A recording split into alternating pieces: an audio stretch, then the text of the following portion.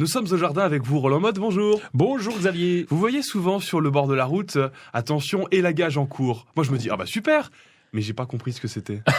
Ils font quoi, ils refont la route? Non, ils élaguent les branches des arbres. L'élagage, c'est un terme technique pour dire qu'on va supprimer quelques branches, on va couper quelques branches, on va les diminuer parce que l'arbre c'est une taille, quoi. C'est un peu une taille, mais c'est différent parce que la taille, ça peut être plus précis. On va tailler avec un sécateur des petits bourgeons, des trucs et des machins, alors que là, on s'attaque à des branches. On fait pas ça souvent parce que ça peut affaiblir l'arbre. On considère que quand on coupe plus de 20% de l'arbre, eh bien là, il perd énormément d'énergie et ça peut lui porter préjudice. Par exemple, le cas du noyer, eh bien, on évite de le tailler parce que plus il perd de branches et plus il va fatiguer. Donc l'élagage se fait que si nécessaire, et cet élagage se fait à une période bien précise, c'est lorsque les feuilles sont tombées des arbres, quand l'arbre entre au repos, à partir du mois d'octobre-novembre, ça dépend, et jusqu'au mois de février où la sève commence à remonter dans l'arbre. Bon, alors vous nous avez dit qu'il fallait faire attention avec l'élagage, mais alors pourquoi on le fait? Alors, faut faire attention, parce que quand vous avez une branche, vous avez planté un arbre, vous avez la branche qui pousse devant le garage.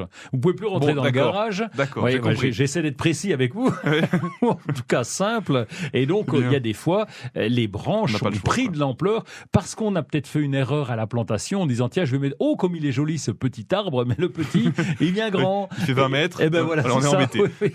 Il chose du 48 et là, on est embêté. Donc, cet arbre, eh bien, on va pouvoir le recouper. Et donc, on attend quand même cette période, c'est important, et on va prendre soin d'abord de nous. Parce que quand on commence à monter à l'échelle, il y a danger, et surtout quand on a une scie ou une petite tronçonneuse. Donc là, prenez le plus grand soin avec ça, c'est très important, donc de faire très attention, ça se fait dans des conditions bien particulières, et on a évidemment des gants pour couper. Alors on va couper la branche qui nous gêne, on va essayer de la couper soit au départ d'une autre branche, pour que ça soit pas trop moche, parce que si on laisse des bouts, c'est pas très esthétique, donc on va couper au départ d'une branche, ou alors là où il y a une autre branche, on va couper et puis on peut ou pas mastiquer. Le mastic, dites-vous? Oui, j'ai dit mastiquer. Oui. C'est quoi ça? Oui, je vois à vos yeux étonnés que vous n'avez rien compris. Oui, vous avez cru que c'était en plusieurs mots. Non, c'est en un mot et on met du mastic à cicatriser. En fait, c'est une protection. Quand vous étiez petit, sur les genoux, vous mettiez du mercurochrome quand vous étiez bêtement tombé en faisant du vélo. Oui, ou un pansement, peu importe. Et donc, on protège la blessure.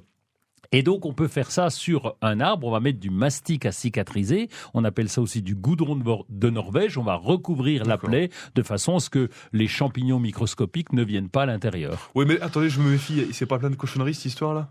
Alors, justement, il y a des gens qui... Non, c'est pas plein de cochonneries parce qu'en fait, on a une composition qui est assez simple. C'est comme un pansement. Et donc, ce mastic à cicatriser, il est composé de résine végétale, d'huile végétale et de cire d'abeille. Donc c'est pas exceptionnel, donc c'est plutôt naturel. Par contre, il y a d'autres jardiniers qui disent mais non, l'arbre est capable de se défendre tout seul et il va cicatriser tout seul. Donc à vous de choisir.